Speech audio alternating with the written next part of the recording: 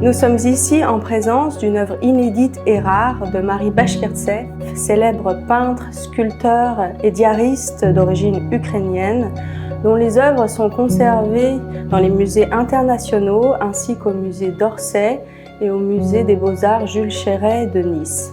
En 1877, Marie Bashkirtsev entre à l'Académie Julian, école privée de peinture et de sculpture dont l'accès est ouvert aux femmes. Nous sommes ici face à une caricature de Rodolphe Julian, son professeur et le fondateur de l'Académie Julian.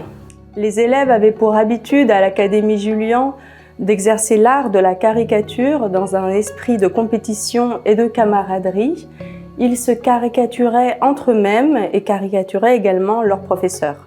Ici, Rodolphe Julian est représenté assis sur une chaise haute d'atelier et il apparaît comme une figure d'autorité, celle du professeur qui scrute le travail de ses élèves. Si l'on peut livrer une interprétation, il est possible que la figure de l'enfant, en haut à gauche, soit en réalité une autocaricature de Marie Bashkirtsev, qui se caricaturerait en enfant élève aux côtés de son professeur, Rodolphe Julian, le regard baissé, studieuse, à l'écoute, mais également représentée à la même hauteur que son professeur, signe de sa grande ambition.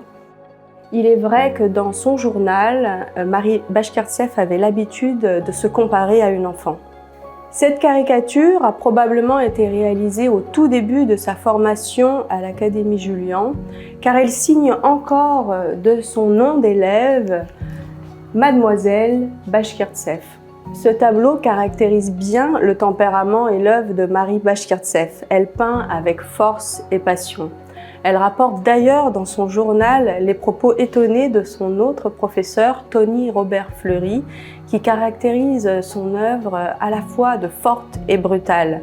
Il est vrai que ce sont des qualités qui n'étaient pas forcément attendues pour une femme peintre à l'époque. Les œuvres de Marie Bashkirtsev sont rares et cette redécouverte apporte une connaissance et une approche nouvelle à son œuvre. Cette œuvre sera présentée lors de la vente École de Paris qui aura lieu le 24 avril à Drouot.